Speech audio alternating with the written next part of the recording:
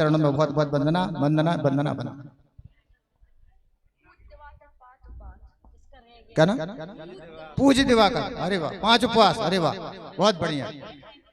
पूज्य दिवाकर के 5 उपवास हो गए, आपके लिए भी बहुत बहुत धन्यवाद। नाम लिखते जाएं लोगों के सबके।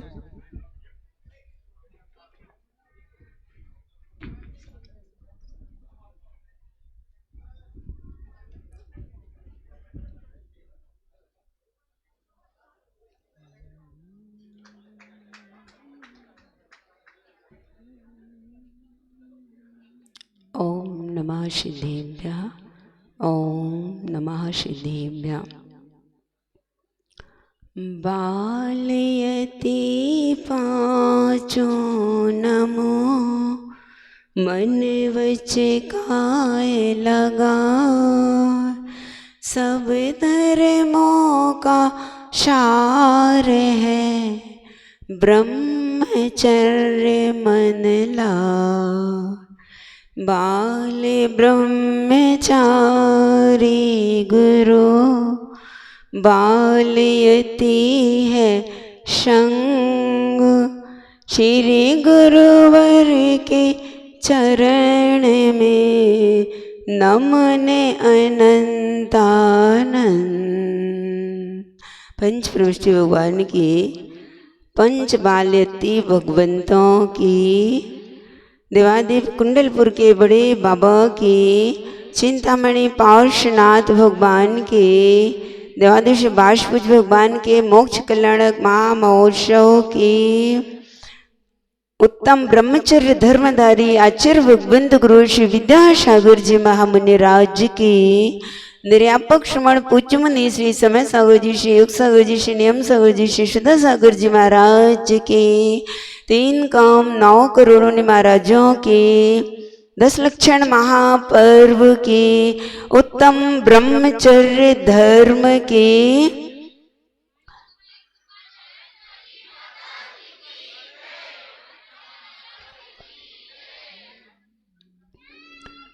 आज का पर्वराज का अंतिम दिवस और सभी बड़ी उमंग उत्साह के साथ बैठे हैं। आज का तो वातावरण यूँ लग रहा है सबने घर का त्याग कर दिया हो मानो, ठीक है ना? क्योंकि प्रातः काल से उपवास लेने वालों की लाइन लगी हुई है। अब उपवास है तो घर जाके भी कुछ, घर जाने का कोई काम ही नहीं है। तो इस प्रकार से आज का ये महान दिवस सब व्रतों में श्रेष्ठ ब्रह्मचर्य व्रत, और अपने यहाँ तो पंचबालेती भगवान भी विराजमान है ना बीच की वेदी में। उन्हीं की परंपरा में, उन्हीं के पद चिन्हों पर हम सबको भी चलना है। ये ब्रह्मचर्य धर्म जो है, साधु और श्रावक दोनों ही ब्रह्मचर्य धर्म की उपासना करके अपने जीवन को उज्जवल बनाते हैं। आचार्य कुंद कुंद देव ने समय सारजी ग्रंथ में एक गाथा दी है। सुद परिचिदानुभूदा सवश भी काम भोग बंद कहा। एयत सुविलंभो नवरिण सुलभो बिहतस।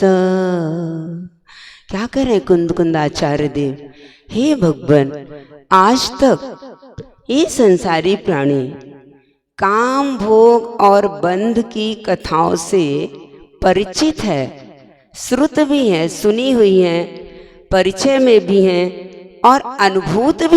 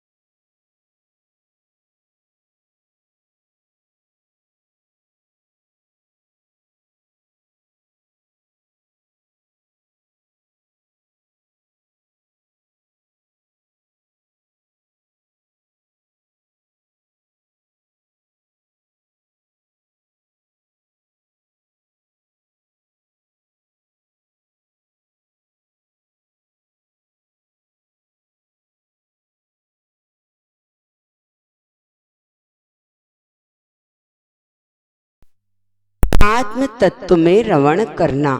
ये कब संभव है? जब हम पंचेंद्रिय के और मन के विषयों से ऊपर उठते हैं। भारतीय संस्कृति में विवाह जो एक पवित्र संस्कार है, इस संस्कार का बहुत ऊंचा उद्देश्य है। काम नहीं, राम को पाना। वासना नहीं, उपासना में, वीतरागता की उपासना में लीन होना, ये इस पवित्र संस्कार का उद्देश्य है।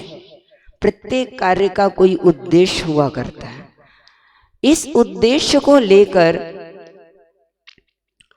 भारतीय संस्कृति में जो विवाह संस्कार बतलाया गया है, यानी धर्म परंपरा को आगे बढ़ाने के लिए सत संतान की प्राप्ति, ये विवाह का उद्देश्य हुआ करता है। इसीलिए विवाह सूत्र में बंधने के उपरांत अथवा इसे धर्म विवाह या धर्म पत्नी, ये जो सुनते हैं ना, ये संज्ञा जो मिलती है, कई बार ये प्रश्न आया सामने, कई लोगों को, इंद्राणियों को प्रश्न रहता है कि धर्म पत्नी क्यों कहते हैं, धर्म विवाह क्यों कहते हैं, धर्म पति क्यों नहीं कहते? सुना आप लोगों ने कभी? प्रश्न हुआ क्या, जिज्ञासा? मुझे तो यही सागर में ही एक दो बार किन्हीं ने किया। सही बात है, प्रश्न भी तो सही है। इसको मतलब धर्म विवाह ठीक है, तो आचार्य भगवंतों ने इसका उत्तर बतलाया है। ये जिस समय विवाह बंधन में बंधते हैं, उसी समय धर्म पुरुषार्थ प्रारंभ होता है। धर्म पुरुषार्थ, आशाधर पंडित जी ने ये लिखा है कि जिस समय कन्यादान किया जाता करते, जिस समय पुरुष के लिए कन्यादान दिया जाता है, यानी कन्यादान देने का अर्थ है त्रिवर्ग को देना। त्रिवर्ग यानी बतलाइए, पहले भी समझा है। 3 पुरुषार्थ, 4 पुरुषार्थ होते हैं, तो एक पुरुषार्थ तो मोक्ष पुरुषार्थ के लिए दिगंबर मुनिराज प्रत्यक्ष उसके साधक होते हैं, लेकिन शेष जो 3 पुरुषार्थ हैं, इनका साधक कौन होता है? वह आदर्श गृहस्थ, आदर्श श्रावक। तो जिस समय कन्यादान दिया जाता है, उसी समय उसका अर्थ त्रिवर्ग को, 3 पुरुषार्थों को दिया गया है। उसके माध्यम से धर्म पुरुषार्थ, अर्थ पुरुषार्थ और काम पुरुषार्थ, कितना ऊंचा उद्देश्य है। धर्म के जुड़ने पर ही अर्थ और काम पुरुषार्थ की कोटि को प्राप्त होते हैं। यदि धर्म के बिना हम अर्थ पुरुषार्थ, मतलब उसको अर्थ कमा रहे हैं, या काम पुरुषार्थ जो है वो सही नहीं माना जाता है। जब उसके साथ धर्म जुड़ जाता है, तब वो पुरुषार्थ की, सही पुरुषार्थ की कोटि में आता है। इसलिए 3 पुरुषार्थों का साधक ये आदर्श गृहस्थ हुआ करता है। इसीलिए इसे धर्म विवाह कहा जाता है। और धर्म पत्नी, उसको धर्मपति भी कह लो, क्या हुआ? धर्म पुरुषार्थ प्रारंभ करोगे। आप कोई भी बड़ा विधान, अनुष्ठान, धार्मिक अनुष्ठान करते हैं, तो देखिए साथ में इंद्राणी, सौधर्म इंद्र के साथ में शची इंद्राणी जो होती है। तो ये धर्म पुरुषार्थ, विधान, पूजन, अनुष्ठान जो भी हैं, ये साथ में दोनों मिलकर करते हैं।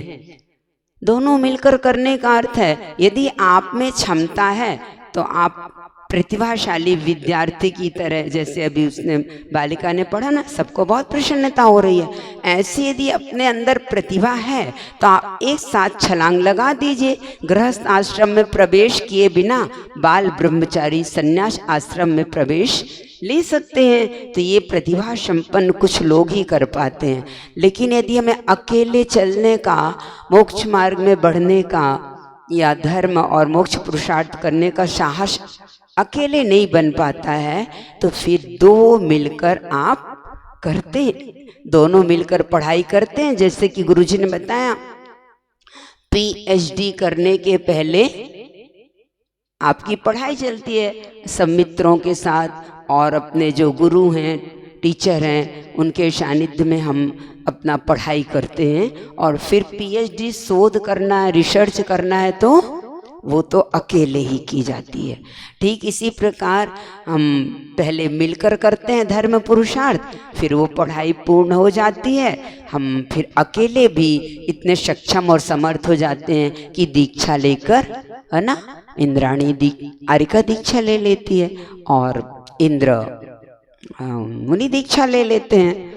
नहीं तो क्षुल्लक दीक्षा तो खैर अणुव्रत में ही आती है। तो इस प्रकार का अणुव्रत और महाव्रत के रूप में, ये 2 रूप में भी इसका ब्रह्मचर्य की उपासना, बल्कि 3 रूप में भी, एक अणुचर ब्रह्मचर्य अणुव्रत है, ब्रह्मचर्य प्रतिमा है, और फिर ब्रह्मचर्य महाव्रत तो है। तो इनमें क्या अंतर है? ब्रह्मचर्य अणुव्रत आप किसे कहेंगे? आचार्यों ने बताया कि हमारी जो असीम इच्छाएं हैं, असीम कामनाएं हैं, उन इच्छाओं और कामनाओं की नदी जो बह रही है निरंतर, उस पर ब्रह्मचर्य की सुदृढ़ दीवारों का बांध बनाकर, और एक दरवाजा, जैसे बांध बनाते हैं तो उसमें गेट खोल कर रखते हैं, बनाकर रखते हैं दरवाजा, कि यदि अधिक भार बढ़ रहा है जल का तो उसे खोलकर बाहर कर दे ताकि कोई हानि ना हो।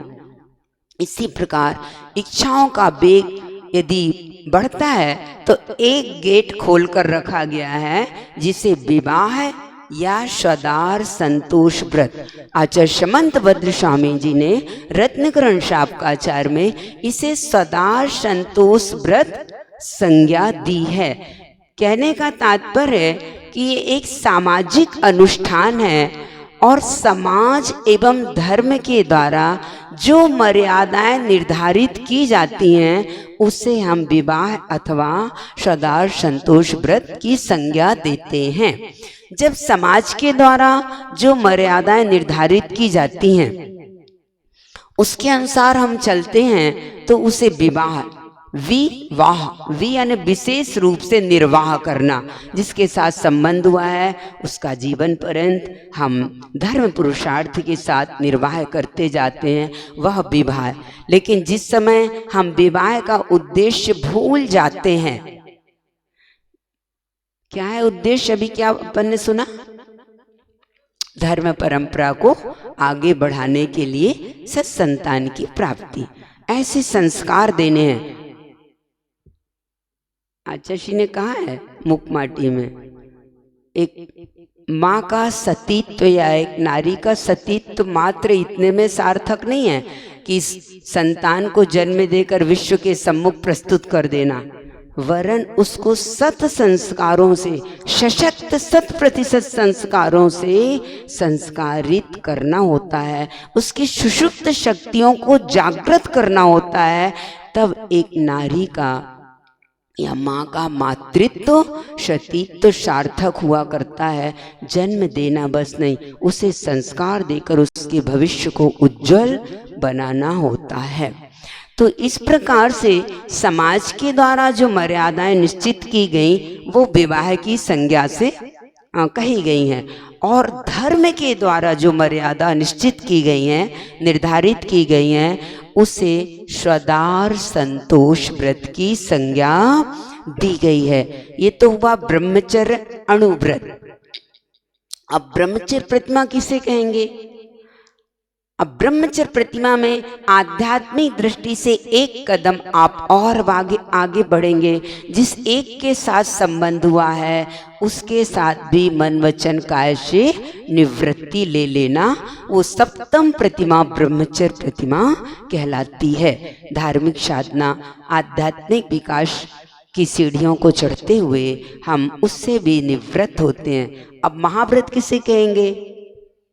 तो महाव्रत में 9 कोटियों से मन वचन काया सकृतकारित अनुमोदना, इन 9 कोटियों से हम पूर्ण रूप से कामनाओं से रहित हो जाते हैं, वह ब्रह्मचर्य महाव्रत की कोटि में आता है। तो लक्ष्य तो हमारा पाप रहित होकर, पापों का त्याग करके महाव्रतों को धारण करने का होना चाहिए। चूँकि दुर्लभ मनुष्य भव और जैन धर्म जिन कुल में हमें आज जन्म लेने का सौभाग्य मिला है, लेकिन इसमें यदि हम अपने आप को सक्षम नहीं पाते हैं तो फिर हम आदर्श गृहस्थ बनकर ब्रह्मचर्य अणुव्रत के साथ हम गृहस्थ आश्रम में प्रवेश करते हैं। तो ये सामाजिक और धार्मिक मर्यादा है, लेकिन इन मर्यादाओं का बहुत कुछ आज के समय में उल्लंघन होता जा रहा है। तो ये कहा गया है कि यदि इस सामाजिक अनुष्ठान को हम एक धार्मिक अनुष्ठान की तरह मनाएं, विवाह के पवित्र संस्कार को, आदि पुराण में विवाह को सप्तपदी संज्ञा दी गई है। 7 पद, सप्तपदी। इसका अर्थ क्या है? इसका अर्थ ये है कि जब हम इस संबंध में, इस बंधन में बंधते हैं तो वीतराग देवशास्त्र गुरु के समक्ष सप्त व्यसनों का त्याग करके, जो देवशास्त्र गुरु द्वारा 7 तत्व बतलाए गए हैं, मोक्ष मार्ग में प्रयोजन भूत जो सप्त तत्व बतलाए गए हैं, उन पर श्रद्धा करना। कौन से 7 तत्व? तत्व सूत्र में अपन रोज सुन रहे हैं और पढ़ रहे हैं। 7 तत्वों का वर्णन 10 अध्याय में किया गया है। 7 तत्वों का वर्णन 10 अध्याय में है ना। कौन से 7 तत्व? अच्छा देखो, इधर से आ रही पाठशाला बालिकाओं, है ना, बालिकाओं की ओर से। हाँ, इधर से भी आ रही। जीव, अजीव, आश्रव, बंध, शंबर, निर्जरा और मोक्ष, है ना। तो 7 तत्वों को 10 अध्याय में कैसे किया? जीव तत्व को 4 अध्याय में ले लिया। प्रथम 4 अध्याय जहाँ देवगति तक का वर्णन आ रहा, वो जीव तत्व का। 5वां आज जो बालक ने पढ़ा ना, वो अजीव तत्व का वर्णन है 5वें में। और 6वें 7वें में आश्रव, है ना, और 7वें में विशेष रूप से पुण्य आश्रव, है ना। 8वें में बंध, 9वें में शंबर निर्जरा दोनों, और 10वें अध्याय में मोक्ष तत्व। छोटा सा है 10वां अध्याय। पूरा तत्तार सूत्र का अर्थ हो गया। आप लोग मध्याह्न में सब लोग नहीं आ पाते होंगे ना अर्थ सुनने के लिए, इसलिए इस समय तो बहुत ही अच्छी आपकी चर्या सबकी चल रही है। प्रसन्नता होती है इस प्रकार जब दृश्य आज के पंचम काल में भी देखने को मिलता है, बिल्कुल श्वेत धोती दुपट्टा के साथ ना। तो ऐसा लगता है कि आज भी मतलब अभी भी गुरुदेव की कृपा से कितने धर्म के प्रति जागृति बनी हुई है सभी की। तो ये हुआ हमारा, ये ब्रह्मचर्य की आराधना में यही बात आ रही है कि हम पूर्ण रूप से पालन नहीं कर पाते तो ब्रह्मचर्य अणुव्रत और प्रतिमा के रूप में लेकर आगे बढ़ते हैं। लेकिन उसका उद्देश्य भूल जाने पर आज क्या स्थितियां देखने में आती हैं? मतलब उसका अर्थ अपन ये समझ रहे थे कि 7 व्यसनों का त्याग करके और सप्त तत्वों पर श्रद्धान करके करना, ये सम्यक दर्शन है ना। इस सम्यक दर्शन का हम स्वयं श्रद्धान करेंगे और दुनिया को भी संदेश देंगे। अग्नि के समक्ष जो 7 फेरे हैं वो इसी बात के प्रतीक होते हैं कि हम सप्त तत्वों का श्रद्धान करके सप्त व्यसनों से दूर होकर आदर्श जीवन, धार्मिक जीवन व्यतीत करेंगे और आगे धर्म की परंपरा को बढ़ाने के लिए एक धर्म दीपक को भी तैयार करेंगे और उस धर्म दीपक में एक एक चम्मच घी आगे डालते जाएंगे ताकि महावीर की ये धर्म परंपरा निरंतर आगे बढ़ती रहे। अन्यथा विवाह की कोई आवश्यकता ही नहीं। धर्म परंपरा बढ़ाने का एकमात्र इसका प्रयोजन बहुत ऊंचा लक्ष्य है भारतीय संस्कृति में। लेकिन पाश्चात्य संस्कृति में ये बात नहीं है। पहले ही कहा, वो तो इन चीज़ों से परिचित ही नहीं है। लेकिन उस पाश्चात्य संस्कृति का प्रभाव अपने भारतवासियों पर भी आने लगा, इसलिए कितना इसका स्वरूप बिगड़ गया। आज विवाह को हमने विवाद का रूप दे दिया। देखिए अब कैसी स्थिति चल रही है। कुछ दिन पहले तो दहेज को लेकर कितने विवाद हो जाते थे, और वो मतलब इसको पाणी ग्रहण भी कहते हैं। पाणी यानी हाथ, है ना, मतलब उसको जो अपन ने निर्वाह करने का संकल्प लिया, तो ये पाणी ग्रहण भी प्राण ग्रहण के रूप में, दहेज आदि के लोभ में प्रलोभन में आकर हमने इसको पवित्र संस्कार को विवाद के रूप में और प्राण ग्रहण के रूप में ऐसा इसको विकृत कर दिया।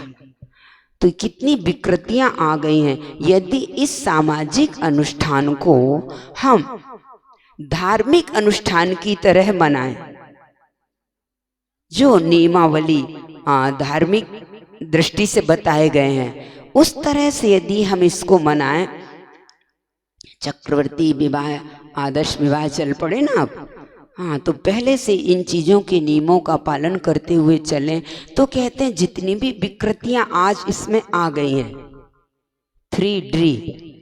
3D है ना, क्या है 3D? देखो ये लोग बतला रहे हैं, क्या क्या बतला रहे हैं, बताइएगा। क्या? डांस, डिनर और ड्रिंक, ठीक है ना? यही, और कुछ बोल रहे हैं? क्या बोला है? मैंने तो अभी ये सुनी है, डांस, डिनर और ड्रिंक। मतलब कितना अधिक अपव्यय, कितना अधिक आतिशबाजी, कितनी अधिक हिंसा, कितने दोष प्रवेश कर गए इस पवित्र संस्कार में भी, है ना। इसलिए इन विकृतियों से यदि हमें बचना है तो दिन में शादी, दिन में भोज, यही अहिंसा का जय घोष।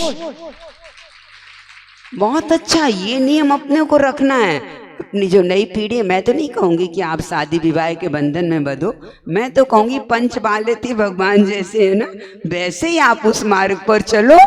आज का दिन ही ये कह रहा है ना। ये तो बहुत अच्छी चीज है। 24 तीर्थंकरों में पंच बालेती ऐसे हुए जो बाल ब्रह्मचारी, और आज गुरुदेव पूज्य ऐसे अपने को मिल गए कि जिनका बालेती विशाल संघ, है ना। तो मैं तो इस बात का समर्थन नहीं करूंगी कि आप इस बंधन में बंधे, लेकिन फिर भी यदि आप उसमें अपने आप को सक्षम नहीं मान रहे हैं तो सब प्रतिभा संपन्न, बहुत प्रतिभा संपन्न विद्यार्थी जैसे छलांग लगाओ एक साथ 2 क्लास। तो जो नहीं कर पा रहे हैं तो वो इस प्रकार से इन विकृतियों से बचते हुए, और इस जो ये सूत्र जो बना है, दिन में शादी, दिन में भोज, रात्रि में होने से और ज़्यादा विकृतियाँ और हिंसा दोष आ रहा है। इसलिए अहिंसा धर्म की यदि हमें रक्षा करना है, अहिंसा धर्म को हमें यदि जयवंत रखना है, तो हमें क्या है, बोलिए आप लोग अपने मुख से, अभी क्या सूत्र बोला है? हाँ, सब लोग बोलिए एक स्वर में। भूल गए? दिन में शादी, दिन में भोज, यही अहिंसा का जय घोष। अब बोलिए। अच्छा, अब याद हो गया। इसका पालन भी करेंगे ना, है ना, इसका प्रयोग भी करना है, पालन भी करना है। तो आप देखिए महावीर की उस परंपरा को और उस वीर हिमाचल से निकली उस गंगा को आप लोग कितने निर्दोष रूप से आगे सारथी बनकर ले जाओगे। सारथी चाहिए, सारथी आगे बनने के, है ना, उस महावीर की परंपरा को आगे बढ़ाने के लिए। आपके यहाँ तो सारथी सेवा समूह है ही है। कह रहे थे आज ये सारथी सेवा ग्रुप कि अब हम क्या करेंगे, स्वाध्याय, अपनी जिनवाणी से परिचित तो हो हम। तो आप लोग बहुत अच्छे से ये गुरुजी का ये जो वो दे रहे हैं ना, आप क्या दे रहे हैं, साहित्य गुरुदेव का, इनको, इन बच्चों को अवश्य आप अपनी तरफ से पुरस्कार और इनाम में दीजिए। गुरुजी के साहित्य के जो सेट आए हैं उसमें एक विद्याधर कैसे विद्यासागर बने आप देखिए तो कितना अच्छा उसमें वर्णन है, गदगद हो जाता है मन। बचपन में माँ पिता के पास रह के विद्याधर की जो बातें और विद्याधर के जो कार्य और खेल खेल में कितने महान महान कार्य उन्होंने किए हैं, ये सब कैसे किए हैं उसमें पुस्तक है ये अनासक्त योगी अथवा क्या है महायोगी करके, तो उसमें इतना अच्छा उनका जीवन चरित्र बचपन से दिया है। और सभी पुस्तकों में आप देखिए तो ये इन पुस्तकों से, इस साहित्य से तो अवश्य आप इनको पुरस्कृत करें तो ये बहुत ही, इसमें से अवश्य कोई ना कोई महावीर तो याद दिलाते जाएंगे बार बार कि कोई ना कोई महावीर चाहिए। जब गुरुदेव के चरणों में हमें उनकी चरण शरण मिली है तो हम इतना अच्छा अवसर क्यों छोड़े, है ना। तो ये मतलब स्वाध्याय का नियम भी और सामूहिक पूजन, सामूहिक पूजन कम से कम सप्ताह में एक दिन, अपना रविवार का यदि छुट्टी है, जो भी दिन छुट्टी में करना है तो सब मिलकर गुरु जी की पूजन करें, नित्य पूजन करें देवशाद गुरु की। ऐसा एक सामूहिक पूजन करने का भी, वही सामूहिक टीम जो बनाकर करते तो आपके रन ज़्यादा बनते ना, ऐसा वाला ज़्यादा आपको फ़ायदा होगा उसमें।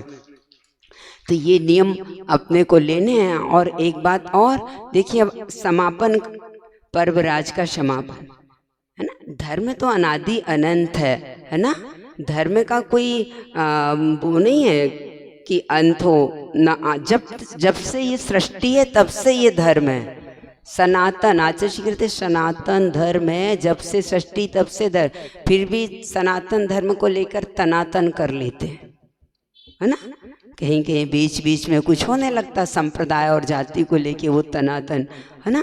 तो ये सबसे बचना होगा हमें। और धर्म ना कभी टर्न ना कभी रिटर्न, धर्म तो एक पैटर्न है। क्या है? एक कला है, एक पद्धति है उस जीव के आत्म तत्व के को अपना आत्मा से परमात्मा बनाने की एक कला और एक पद्धति है। तो ये कभी टर्न रिटर्न नहीं, बल्कि एक पैटर्न के रूप में हुआ करता है जो अनादि अनंत होता है। आदिनाथ भगवान कोई धर्म की फाउंडेशन नहीं है, आदिनाथ भगवान से पहले कितने अनंत चौविशी हो गई। तो ये जो काल का परिवर्तन होता है, उस प्रत्येक परिवर्तन में उत्सर्पणी काल में इस प्रकार से उत्सर्पणी और सर्पणी काल में जो चौविशी तीर्थंकर हुआ करते हैं, उस दृष्टि से ये वर्तमान युग के आदिनाथ भगवान प्रथम तीर्थंकर हैं। तो इस प्रकार से इस धर्म के पैटर्न को हम अहिंसा और दया से युक्त होकर, पाप से बचकर, अभी कोई एक बालक बहुत सारे प्रश्नों की लिस्ट रख के गया है, उसके अंदर के प्रश्न इतने बहुत सारे, तो उन प्रश्नों का उत्तर एक ही है बंधुओं। ये दुनिया तो चमक दमक वाली है ना, और अपन समझ नहीं पाते कि हमारे जीवन का लक्ष्य क्या है और हमें क्या करना है, और ये जीवन हमें किस लिए मिला है। ये जीवन हमें पाप से बचकर और आत्मा को पवित्र बनाने के लिए, पवित्र बनकर एक दिन हम परमात्मा अरहंत सिद्ध अवस्था को प्राप्त करते हैं। और उसके लिए संत समागम और गुरु की शरण अत्यंत आवश्यक है। उसके बिना हम कभी सही दिशा बोध या सहारा हमें मिल नहीं सकता। और निश्चित रूप से लक्ष्य को या मंजिल को पाना है तो कठिनाइयाँ सामने, मार्ग पर चलते हुए कठिनाइयाँ आती हैं। मंजिल में तो कोई कठिनाई होती नहीं है, मंजिल प्राप्त होने पर तो आनंद ही आनंद होता है। जितनी भी कठिनाइयाँ, प्रतिकूलताएं, बाधाएं वो रास्ते में, मार्ग में होती हैं। और मार्ग में चलते हुए हमें इसीलिए गुरु के सहारे की आवश्यकता हुआ करती है। वो उन कठिनाइयों में बराबर हमें सहारा दे के हमारा मार्ग प्रशस्त करते हैं।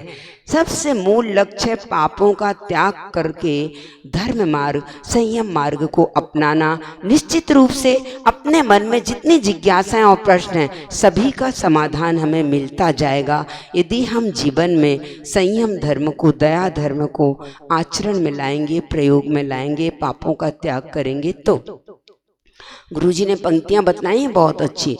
उस पथिक की क्या विशेषता जिसके पथ में सूल न हो। उस पथिक की क्या विशेषता जिसके पथ में सूल न हो।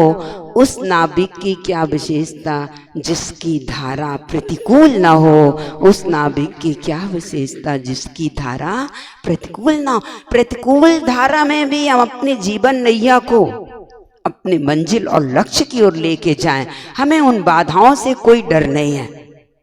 कितने भी तूफान आंधी बाधा आ जाएं, हम तैयार है। हमारी मुट्ठी में बंद तूफान।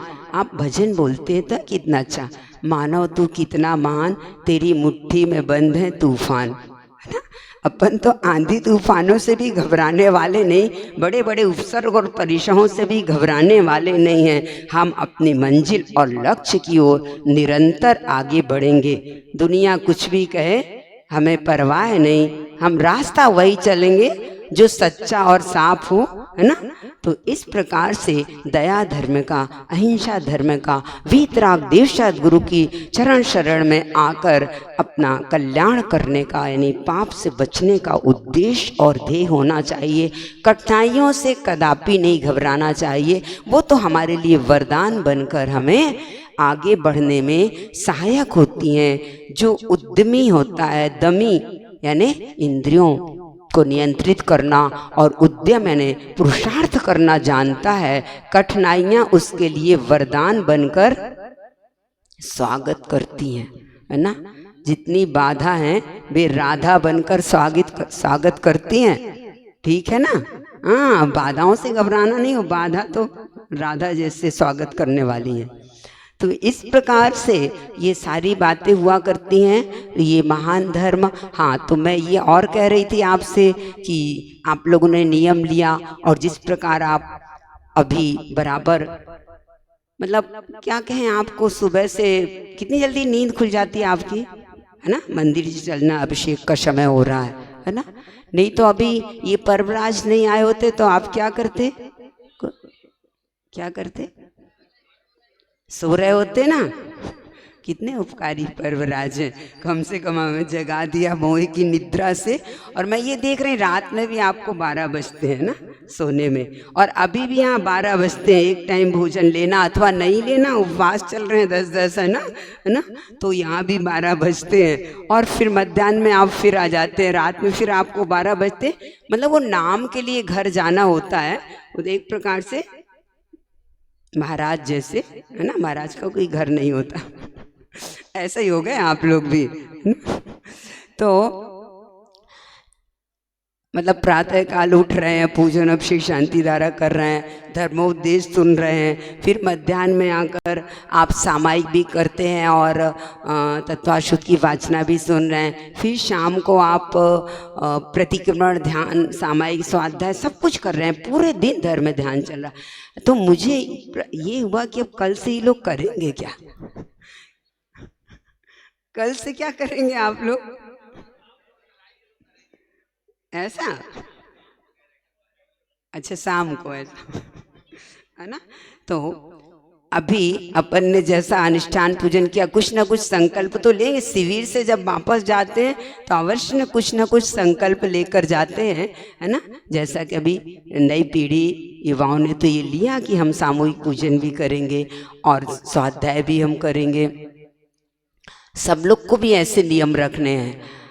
और अभी अपने पुण्य से बड़े बड़े, बहुत बड़े सौभाग्य से, है ना, जो पूज्य प्रथम निरापक श्रमण भाग्योदय में विराजमान है, ये पर्व का समापन ऐसे थोड़ी हो जाएगा। मध्याह्न में तो आपको श्री जी की शोभा यात्रा में सबको इसी प्रकार एक ड्रेस में आना है और शोभा यात्रा में अपने को चलना है ना। अपने कर्मों की निर्जरा करना है पूर्ण रूप से। भगवान, हम गाड़ी और साधन वाहन में तो बहुत घूमे हैं, लेकिन आज तक आपकी श्री जी के साथ हमको चलने का सौभाग्य मिले, ये हमारे लिए बहुत बड़ी पुण्य की चीज होती है। इस समय तो हमारा अकाल मरण भी टल जाता है जो श्री जी के साथ शोभा यात्रा में विहार करते हैं, है ना। और घर घर में श्री जी की आरती करने के लिए आप तैयार रहते, अपना सब कुछ लुटा दो, जितना है हमारे भाव की कमाई, वो सब श्री जी के चरणों में आपकी बदौलत मिली। आपके लिए हम उनकी पूजा भक्ति अभिषेक में सब कुछ लगा गए। आप अपने इकलौते बेटे के लिए क्या नहीं करते हो, पूरी कमाई जीवन भर की लगा देते हो यदि उसकी बारात निकलती है तो। ये तो श्री जी की बारात निकलनी, 3 लोग के नाथ की, है ना। और ये सब बैरागियों की बाराती हैं, ये सब बैरागी है ना। तो इस प्रकार से इस पर्वराज का आज शोभा यात्रा में अपने को एक पोशाक के साथ अपना उसमें शामिल होना है। फिर इस पर्वराज का समापन कहाँ पर होगा, कहाँ करेंगे पूजन अभिषेक? भाग्योदय में पूज्य मुनि प्रथम निर्यापक मुनि श्री जी विराजमान हैं।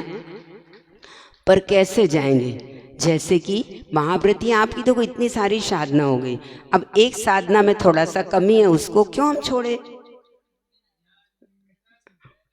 देखिए हमसे पहले ही बोल रहे हैं, है ना।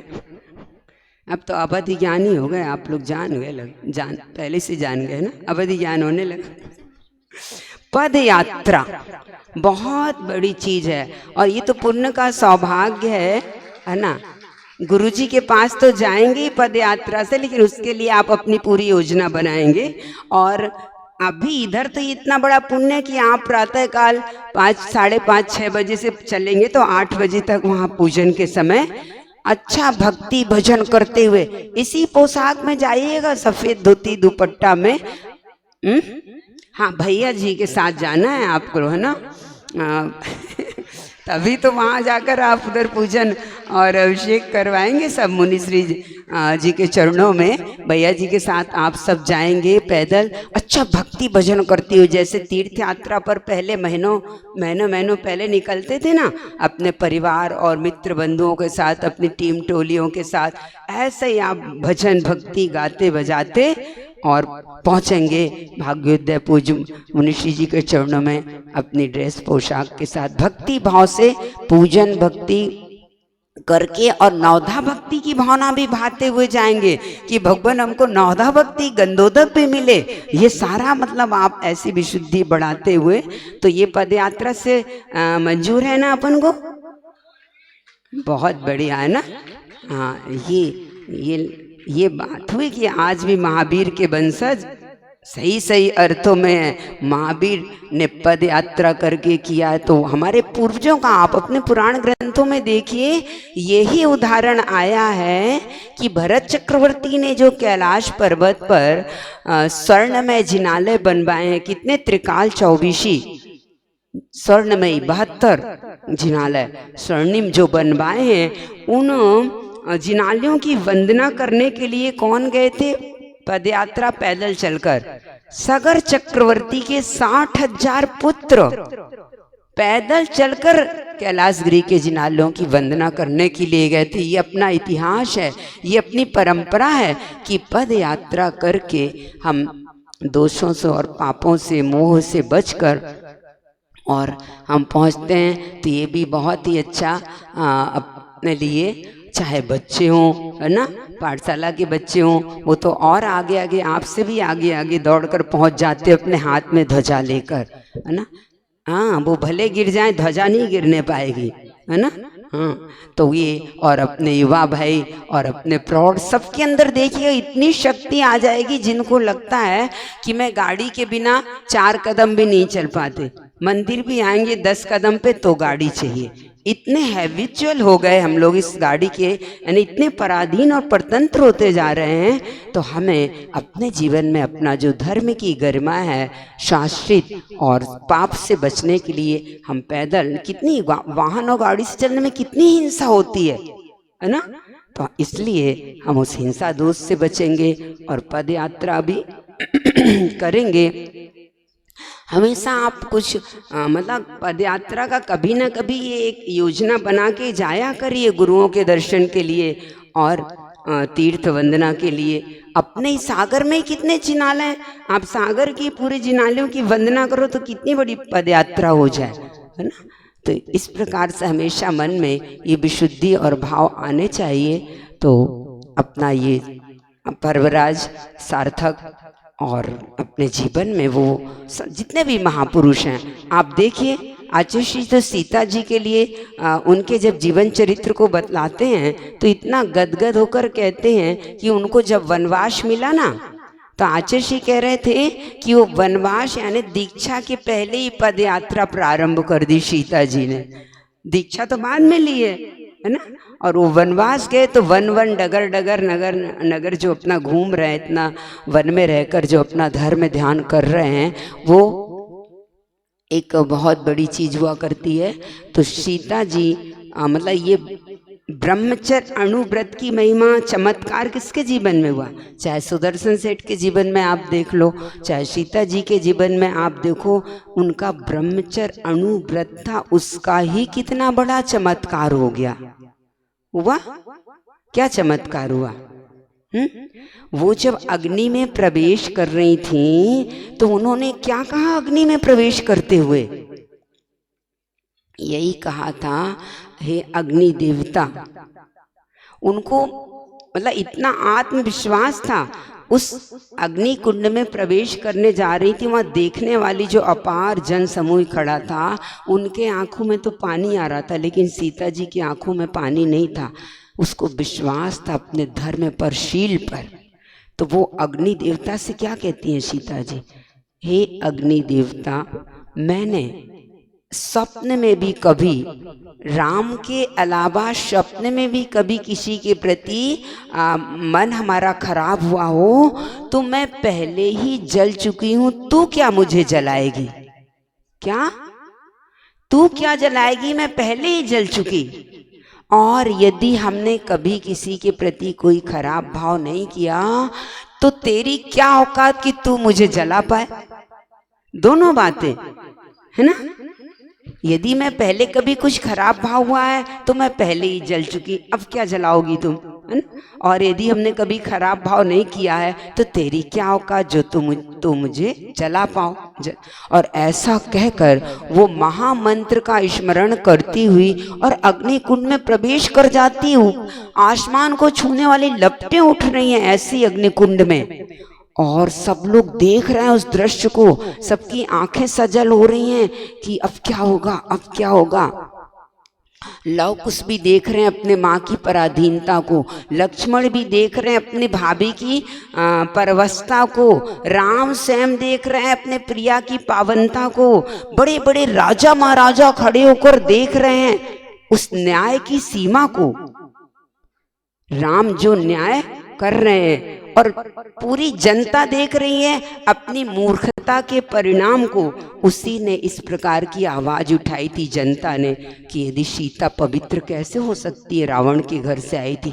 इसलिए राम को इतना बड़ा निर्णय लेना पड़ा कि इस प्रजा की गलतफहमी जब तक दूर नहीं होगी तब तक इतनी बड़ी परीक्षा, अग्नि परीक्षा। तो वो जनता भी देख रही थी पूरी कि आज मेरी सठता, मूर्खता का ये परिणाम है कि ये अग्नि परीक्षा हो रही है। और इतना ही नहीं, ऊपर से देवलोक भी देख रहे थे सीता की समता को। कितने समता भावों के साथ वो कठिन से कठिन परीक्षा और पेपर देने के लिए तैयार हो। कोई मतलब कठिन पेपर देने के बाद विद्यार्थी को जब सफलता मिलती है तो वो अपनी सारी थकान को भूल जाया करता है। पेपर देने के पहले तो कठिन परिश्रम करता है, लेकिन वो सारा परिश्रम और थकान जब उसे सफलता मिलती है तो दूर हो जाता है। तो सीता जी इस प्रकार से अग्नि परीक्षा देने के उपरांत और फिर उन्होंने क्या, वो अग्नि का भी नीर हो गया, चारों ओर जली जल बढ़ गया और उसमें सुंदर सिंहासन रत्न जटित, और सीता जी उसमें विराजमान है और देव लोग जय जयकार कर रहे हैं, उनकी अर्चा और पूजा कर रहे हैं। उस शील धर्म की, अहिंसा धर्म की, सत्य धर्म की जय जयकार कर रहे हैं, आचार्य भगवंत की जय जयकार कर रहे हैं, उत्तम ब्रह्मचर्य धर्म की जय जयकार कर रहे हैं। लोग देखते ही रह गए और लोग तो घबरा गए कि ये क्या होगा, ये तो देवी जैसे बनकर और सिंहासन पर बैठी, अब ऐसा ना हो कि इतना जल बढ़ रहा तो हम लोग भी इस जल में डूब ना जाएं, ऐसे घबरा गए। लेकिन सीता जी ने तो सबके लिए सद्भावनाएं की, है ना। उनके अंदर तो कोई ऐसा भाव ही नहीं था किसी के प्रति कुछ। और कहते हैं फिर रामचंद्र जी भी सीता जी के चरणों में झुक गए, है ना। उनको भी मतलब नमन किया और कहा सीते अब घर चलो, अब घर चलो अयोध्या। सीता ने क्या उत्तर दिया, स्वामी अब भवन नहीं, अब तो वन की ओर जाएंगे। अब भवन नहीं, अब तो वन की ओर। देख लिया इस संसार का, संसार की लीला, संसार का नाटक, अब कोई सार नहीं है। और अब तो हमारा घर, हमारे पूज्य गुरु के चरण ही हमारा असली घर है। ऐसे आप शिवरार्थियों का असली घर तो गुरु चरण ही होते हैं, ये घर नहीं। ये तो सब छूट जाने वाला है, ये शरीर ही अपना नहीं छूटने वाला, किराए का है ये शरीर भी, तो वो घर भी किराए का ही है, ईटे मकान चूना का। वो अपना असली घर नहीं है, गुरु चरण जहाँ हमारे कल्याण होता है। और वो सीता वन की ओर चली गई। कहते हैं इसके पहले भी सीता जी ने वनवास देखा है ना। उस वनवास में रहकर भी उन्हें कितना धर्म ध्यान किया, पशु पक्षियों के साथ रहकर धर्म ध्यान करते थे। वो वहाँ के पशु पक्षी उनसे जुड़ गए कि वो सीता जी का वनवास पूरा हुआ, वापस अयोध्या आने लगे तो वो रोने लगे कि अब हम क्या करेंगे, हमारे साथ कौन भक्ति करवाएगा, है ना। जटायु नृत्य करता था और सीता भक्ति गान करती थी। कितना अच्छा वहाँ का जंगल में भी मंगल हो गया था। तो अपन तो मंगल में दंगल कर देते, जंगल में भी मंगल करने की कला धर्म की बदौलत आया करती है। राजमाता सिंधिया जी ने एक बार कहा था आचार्य श्री जी से कि हम ये राजनीति के जंगल में भटक रहे हैं भगवान। राजमाता सिंधिया है ना, तो हम इस राजनीति के जंगल में भटकते हुए कहीं हम मतलब पतित ना हो जाएं, हमें ऐसा आशीर्वाद शक्ति दीजिए। तब आचार्य श्री ने कहा था, देखो उद्बोधन में कहा, देखो जंगल होता नहीं बनाया जाता है ना। सीता ने जंगल में भी मंगल बना दिया, तो रावण ने मंगल में भी दंगल कर दिया, है ना। ये मंगल हो अपने को बनाना है। हम जहाँ भी रहेंगे धर्म के साथ रहेंगे तो हमारा जीवन मंगलमय और आसपास का परिसर भी मंगलमय हुआ करता है। तो इस प्रकार से जब वो पशु पक्षी रोने लगे तो पता सीता जी ने क्या कहा था, यही कहा था कि मेरे जीवन का उपसंहार भवन में नहीं वन में होगा। कितनी बड़ी बात। जीवन का जहाँ हमने जन्म लिया वहाँ करना ही नहीं है अपने को अपना अंतिम, वहाँ तो मरण करना ही नहीं है जहाँ जन्म लिया है। हमारे जीवन का उपसंहार भवन में नहीं वन में होगा। उन पशु पक्षियों को ऐसा आश्वासन दे के सीता जी गई थी। मालूम था दीक्षा लेंगे और वन में जाकर अपना धर्म ध्यान तपश्चरण करेंगे, संलेखना लेंगे। सीता जी ने कितने दिन की संलेखना की? 33 दिन। 33 दिन तक उनका ये उपवास अथवा निराहार निराजल की ये साधना चली है। और उनकी साधना इतने निर्दोष रूप से हुई और जाकर वो उनका स्त्री पर्याय का ही छेद हुआ और जाकर 16वें स्वर्ग में प्रतीन्द्र बन गई। इतनी श्रेष्ठ उनकी साधना और संलेखना। ये तो इस प्रकार से ये सब सील धर्म, ब्रह्मचर्य की साधना, अहिंसा धर्म की साधना का फल है। किसी को भी आप पुराण ग्रंथों में देखो, सेठ सुदर्शन, सतियों में तो बहुत से सतियों के उदाहरण मिलेंगे, लेकिन आप लोगों में मात्र एक सेठ सुदर्शन का इतना श्रेष्ठ उदाहरण आ जाता है जिनके जीवन में भी ऐसा उपसर्ग आया और उनका सूली का सिंहासन, सीता जी का अग्नि का नीर बन गया चमत्कार में और इनका सूली का सिंहासन बन गया, है ना। तो ये सब ब्रह्मचर्य की और सील की, अहिंसा की साधना का, धर्म की साधना का ये चमत्कार और अतिशय हुआ करता है। तो धर्म से ही सम्मान है, धर्म से ही सब कुछ है, धन से नहीं। इसलिए हमें जो दुर्लभ मानव पर्याय मिली है, इसकी एक एक श्वास हम उस धर्म के पालन में और ऐसे अनुष्ठान और आयोजन करके करेंगे।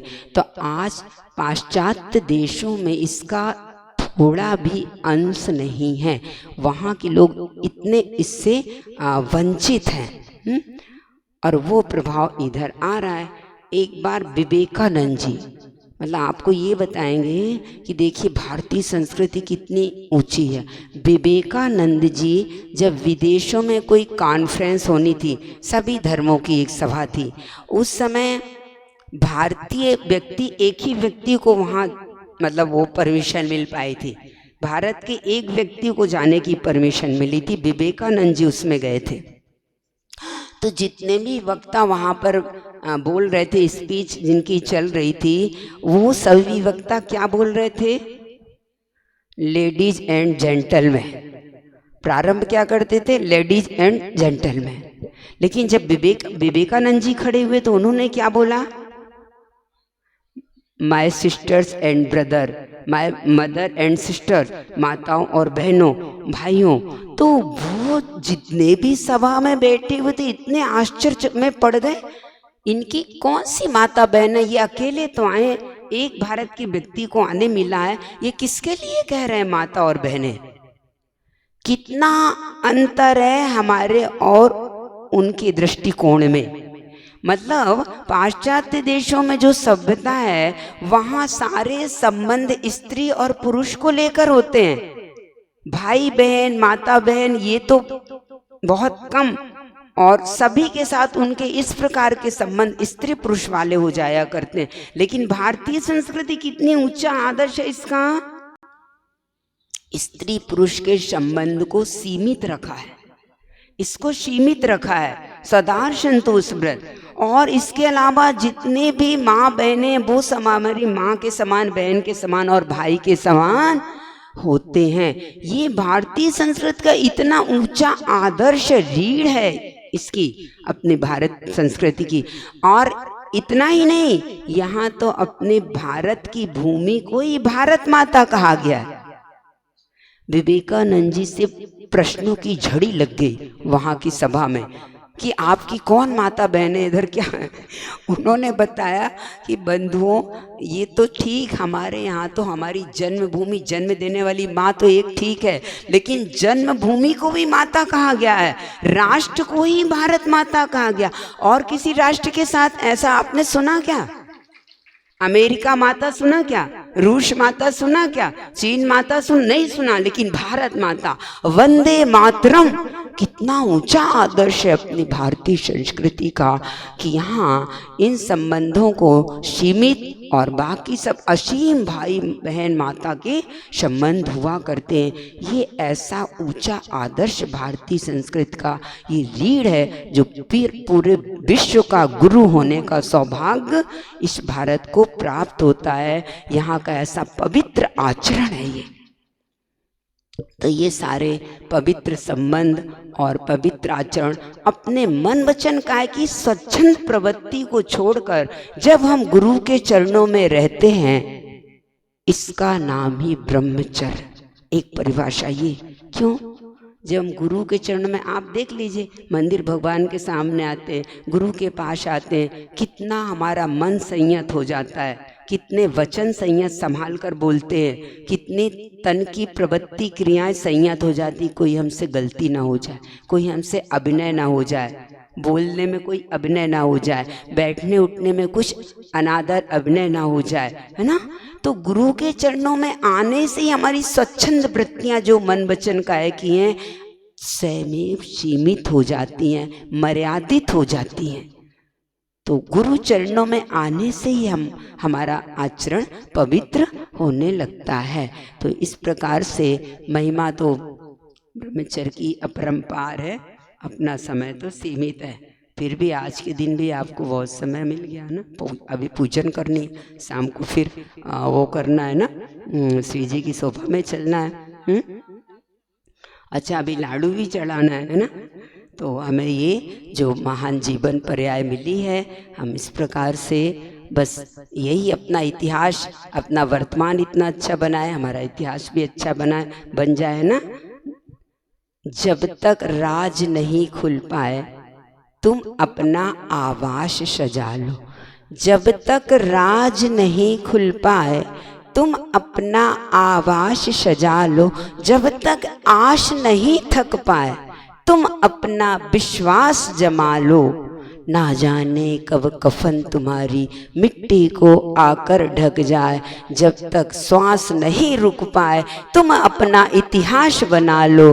तुम अपना इतिहास बना लो। हमारा ऐसा उज्जवल इतिहास, ऐसी आराधना ब्रह्मचर्य धर्म की, और हम एक दिन श्रेष्ठ उस महाव्रतों को अंगीकार करें, है ना। जैसा कि अपना गुरुदेव, है ना। हाँ, जैसा कि आज गुरुदेव मतलब माँ श्रीमती ने कैसे संस्कार दिए थे ना, ऐसे श्रीमती माँ जैसे संस्कार बच्चों में आ जाएं। यही कहा जा रहा, आज महावीर और राम की कमी नहीं है, कमी इस बात की है त्रिशला और सिद्धार्थ की। हाँ, त्रिशला और सिद्धार्थ की, कौशल्या और दशरथ की। यदि आज माँ पिता इस प्रकार के संस्कार और साधना पहले से करें तो राम और महावीर को आने में कोई देर नहीं। क्योंकि मुनि जो बनते हैं, किस मुनि बनने की फैक्ट्री क्या है? अच्छा ये बताओ, मुनि कहाँ से आते हैं मुनि? मुनि बनने की कोई फैक्ट्री है क्या? श्रावक का घर, श्रावक का आंगन ही है। क्योंकि श्रावक अवस्था में जो संस्कार माँ पिता ने दिए और किए हैं वही आगे चलकर मुनि बनते हैं। यदि श्रावक अवस्था में हम पंखा और कूलर के उसमें बैठ के हमने सामाई की है तो फिर मुनि बनकर भी कूलर और पंखे में होती है फिर। इसलिए मुनियों की फैक्ट्री घर, श्रावक का घर और आंगन है, कोई और कहीं से नहीं आते हैं। इसलिए वो श्रेष्ठ संस्कार माँ श्रीमती ने यही पवित्र भावना भाई थी।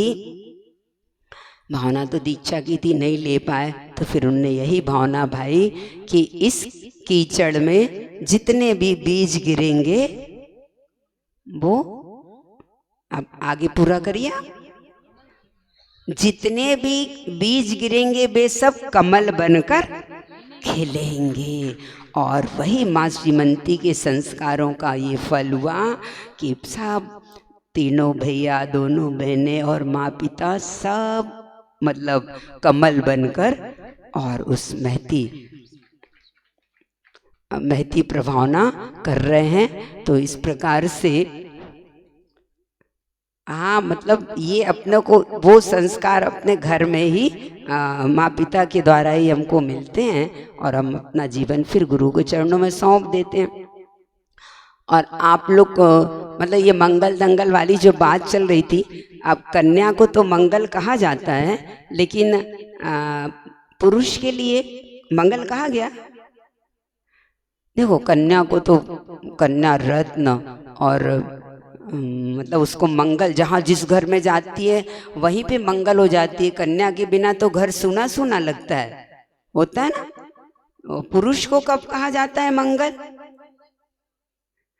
पुरुष को भी आचार्यों ने 3 स्थानों पर मंगल बताया है, 3 स्थानों पर। जैसा कि आप अभी बैठे ना, प्रथम या इससे भी और आगे का, जबकि वो समस्त पाप परिग्रह का त्याग करके और महाव्रतों को अंगीकार करता है, जैनेश्वरी दीक्षा लेता है। विषयों की आशा नहीं जिनके, साम में भाव धन रखते हैं, निज पर के हित साधन में जो निश दिन तत्पर। यानी वो यथाजात रूप को, जैनेश्वरी दीक्षा को धारण करते हैं, विश्व कल्याण की भावना उनके अंदर होती है। ये कहलाता है मंगल पुरुषों के जीवन में।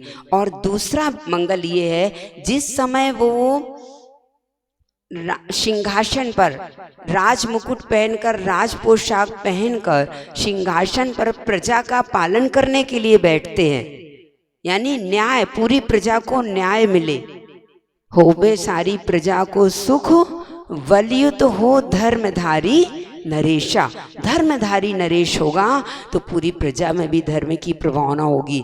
तो जिस समय सिंहासन में बैठता है न्याय करने के लिए, वो अवस्था भी पुरुष के लिए मंगल मानी गई है। परमात्मा का रूप माना गया ना न्याय करते समय। और फिर अब ये आया, आप जिस समय धोती दुपट्टा पहनकर अष्टमंगल द्रव्य का थाल लेकर और जिनेन्द्र प्रभु की पूजन के लिए आप घर से मंदिर जी की ओर आते हैं, वो आपका श्रावक की वो पोशाक और अष्टमंगल द्रव्य का वो थाल उस समय इतने पवित्र भाव होते हैं कि क्षेमम सर्व प्रजानाम, विश्व में सभी प्राणियों का कल्याण और मंगल हो। इस पवित्र भावों के साथ आप अष्टमंगल द्रव्य लेकर श्री जी के चरणों में आया करते हैं। तो ये तीसरा मंगल रूप। तो कहाँ कहाँ पुरुष के लिए मंगल बताया है? जिस समय दीक्षा जनेश्वरी दीक्षा अंगीकार करते हैं, जिस समय राज सिंहासन पर बैठकर न्याय करते हैं, और जिस समय आप प्रतिदिन ही, ये तो आप प्रतिदिन ही मंगल रूप की धोती दुपट्टा पहनकर और अष्टमंगल द्रव्य को श्रेष्ठ श्रेष्ठ, जैसे श्रेष्ठ मंगल द्रव्य होती है ऐसे ही मंगल द्रव्य के पात्र भी रजत और स्वर्ण के श्रेष्ठ होने से अपने भाव बहुत अच्छे व्यवस्थित होते हैं। गुरु जी ने कहा जैसी सुंदर द्रव्य लाते हो ऐसे द्रव्य रखने के, पूजन की द्रव्य रखने के पात्र भी श्रेष्ठ होने चाहिए। तो क्या कहा था उन्होंने? लोभ कम करो तो क्या लोहा कम हो जाए। अभी हम सब चीज़ में स्टील और लोहे का ही प्रयोग करते हैं, तो गुरुजी ने बताया लोभ कम करोगे तो लोहा भी कम हो जाएगा। और अच्छे श्रेष्ठ रजत स्वर्ण के पात्र, ये कोई कमी नहीं है अपने पास, सब जैन श्रेष्ठी एक से एक बार। हाँ, तो इस प्रकार से इन मंगल रूप को प्राप्त होते हुए पद यात्रा के साथ अपन आज तो श्री जी की सात पद यात्रा शोभा यात्रा में, और फिर किस दिन का निश्चित हुआ? भाग्योदय में पूज्य मुनि श्री जी के चरणों में जाने का किस दिन निश्चित हुआ?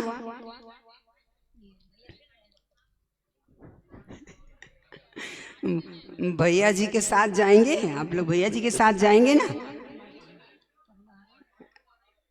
भैया जी क्या रुक रहा है संडे तक? फिर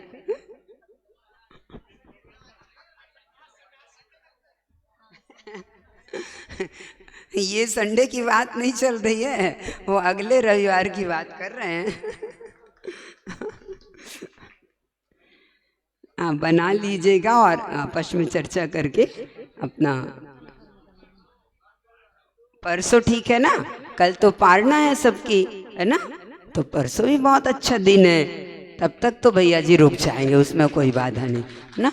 तो ये बोलिए आचार्य भगवंत गुरु श्री विद्यासागर जी महाराज की, निरापक श्रवण पूज्य मुनि श्री समय सागर जी महाराज की, पूज्य मुनि श्री योग सागर जी महाराज की, बड़े बाबा के पास भी जाना, पूर्णायु भी जाना, सब जगह आपकी पद यात्रा चलेगी। फिर देखिए, है ना, डबल डबल फायदा, बड़े बाबा भी, मुनि श्री जी भी, गुरु जी भी, है ना, आनंद ही आनंद है।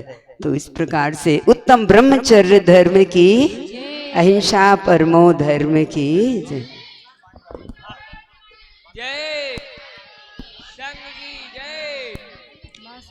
देवादिश बाष्पूज भगवान की जय। बाष्पूज भगवान की पूजन करनी है ना, लाडू चढ़ाना। पहले जिनवाणी की स्थिति कर लो, अर्घ चढ़ा दो। आचर्य की जिनवाणी स्तुति। जल चंदन अक्षत फूल चरु अरु दीप धूप अति फल लावे, पूजा को ठानत जो तुम जानत, सो नर दानत सुख पावे। तीर्थंकर की ध्वनि गणधर ने सुन, अंग रचे चुन ज्ञानमयी, सो जिनवर वाणी शिव सुखदानी, त्रिभुवन मानी पूज्य भई। ओम ह्रीं श्री जन्मोद्भव सरस्वती देवी नरपद प्राप्त अर्घ्यं निरूपयामि।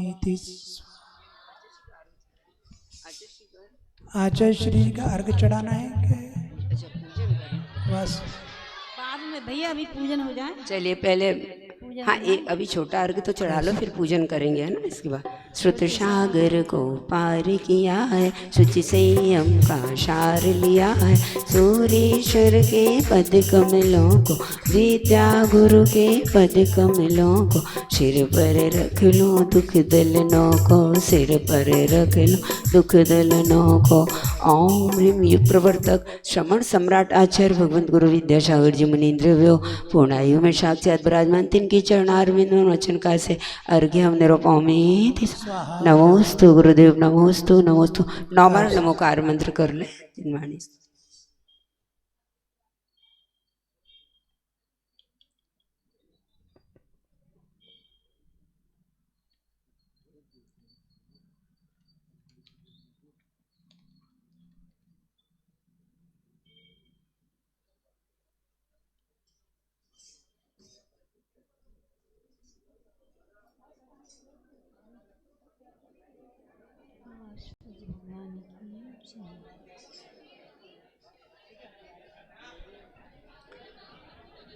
दर्शन जिनवाणी माँ की जय, देवादेवाशपुज भगवान की जय। जय बोलिए वासुपूज्य भगवान की जय। श्रीमद वासुपूज्य जिनवर पद पूजन हेत हिये ओमगा, थापो मानवत तन सूची करके, जिनकी पाटल देव्या माँ, महिष चिन्ह बदल से मनोहर, लाल बरन तन समतादा, सो करुणा निधि कृपा दृष्टि कर, इष्टों सो बर तिष्ठ्यहिया, शांति प्रदाता मंगल दाता, मुश्किल से मैंने खोजा है, तुम जैसा मैं भी बन जाऊं, ऐसा मैंने सोचा है।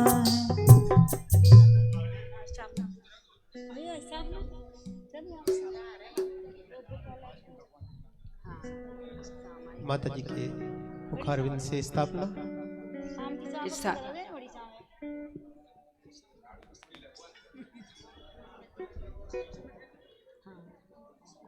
ठीक है, स्थापना अपन लेंगे। स्थापना ले लिया। ओम ह्रीम श्री वाष्पु जिनेन्द्र अत्र अतर संभव सड़िदे आवाहन। ओम ह्रीम श्री वाष्पु जिनेन्द्र अत्र तिष्ठ टाटा स्थापनम। ओम ह्रीम श्री वाष्पु जिनेन्द्र अत्र मम सन्निधो भव सट सन्निधि करुणम। जय हो जय हो जय हो। गंगा जल भरी कनक कुंभ में प्राशुत गंध मिनाई, कर्म कलंक विनाशन कारण धार देत हर्षाई। बास पूज बस पूज तनुज पद बासब सेवत आई। बाल ब्रह्मचारी लख जिनको शिवती सन्मुख धाई। ओम श्री वासुदेव जिनेन्द्राय नमः। जन्म जरा मृत्यु विनाश जलम नपामति। कृष्णागरुमलिया गिर चंदन केसर संग घसाई। भव आताप विनाशन कारण हो जो पद चितनाई। वसुपूज तनुज पद वासव सेवत आई। बाल ब्रह्मचारी लख जिनको शिवते वसन मुख धाई। ओम ह्रीम श्री वासुदेव जिनेन्द्राय नमः। संसारता विनाशनाय चरणम नपामति। देव जीर सुखदास शुद्ध बर सुबरन थार भराई। पूंज धरत तुम चरणन आगे तुरत अक्षय पद पाई। वसुपूज तनुज पद वासव सेवत आई। बाल ब्रह्मचारी शिव ते सन्मुख धाई। ओम ह्रीं श्री वास पूजनिद्राय नमः। अक्षय पद प्राप्ति अक्षम पावती। पारिजात संतान कल्पतर जनित सुमन बहुलाई। मीन के तुमज भंजन कारण तुम पद पद्म चढ़ाई। बस पूज तनुज पद वासव सेवत आई। बाल ब्रह्मचारी लख जिनको शिव दिय सन्मुख धाई। ओम ह्रीं श्री वास पूजनिद्राय नमः। काम बड़ विश्वसनाय पुष्पम पावती। नभ गभ आदिक रस पूरित नेवज तुरित उपाय। क्षुधा रोग निर्वारण कारण तुम्हें जजो सिर नाई। वासु पूज तनुज पद वासव सेवत आई। बाल ब्रह्मचारी लख जिनको शिव ते सन्मुख धाई। ओम ह्रीं श्री वास पूजनिद्राय नमः। क्षुधा रुग्नास्त्र नैवेद्यम न पावती। दीपक ज्योत उदोत होत वर 10 दिस में छवि छाई। तिमिर मोल नासक तुमको लग जजो चरण हर साई। वासु पूज तनुज पद वासव सेवत आई। बाल ब्रह्मचारी लख जिनको शिव दिय सन्मुख धाई। ओम ह्रीं श्री वास पूजनिद्राय नमः। महामोहंधकार विनाशनाय दीपम न पावती। 10 विधि गंध मनोहर लेकर बात होत में ढाई। अष्ट कर्म ए दुष्ट जरत में धूम से धूम उड़ाई। वासु पूज तनुज पद वासव सेवत आई। बाल ब्रह्मचारी लख जिनको शिव ते सन्मुख धाई। ओम ह्रीं श्री वास पूजनिद्राय नमः। अष्टकर्मदयनाय धूपम न पावती। सुरस सुपक सुपावन फल ले कंचन थार भराई। मोक्ष महाफलदायक लख प्रभु भेंट धरो गुण गाई। वासु पूज तनुज पद वासव सेवत आई। बाल ब्रह्मचारी लख जिनको शिव ते सन्मुख धाई। ओम ह्रीं श्री वास पूजनिद्राय नमः। महामोक्षल प्राप्ति फलम न पावती। जल फल दरब मिलाय गाय गुण 8 अंग नमाई। शिव पद राज हेत है श्रीपद निकट धरो यही लाई। वासु पूज तनुज पद वासव सेवत आई। बाल ब्रह्मचारी लख जिनको शिव ते सन्मुख धाई। ओम ह्रीं श्री वास पूजनिद्राय नमः। अनर्घ पद प्राप्ति अर्घाम न पावती। तू जागिर चेतन प्राणी कर आत्म की अगवानी। जो आत्म को लखते हैं उनकी है अमर कहानी।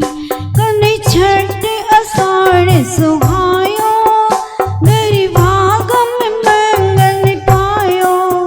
10 में दिव्यते इत आए सत इन जजे सिर नाए। मैं दर्शन ज्ञान स्वरूपी मेरी चैतन्य निशानी। जो आत्म को लगते हैं उनकी है अमर कहानी। ओम ह्रीं आषाढ़ कृष्ण षष्ठ्याम गर्भ मंगल मंडता श्री वास पूजनिद्राय नमः। अर्घाम न पावती। कल 14 फागुन जानो जन्मे जगदीश महानो। हरि मेरु जदे तब आई हम पूजत हैं चितलाई। श्री फागुन कृष्ण चतुर्थ्याम जन्म मंगल प्राप्त है श्री वास पूजनेन्द्राय नमः अर्घाम निपामति। तिथि 14 फागुन श्यामा धरियो तपसिरी अभिरामा नप सुंदर के पे पायो हम पूजत अति सुख ठायो। ओम ह्रीं फागुन कृष्ण चतुर्थ्याम तपो मंगल प्राप्त है श्री वास पूजनेन्द्राय नमः अर्घाम निपामति। सुधि भादव दोइज सोहे नहीं केवल आत्म जो है अन अंत गुना कर स्वाम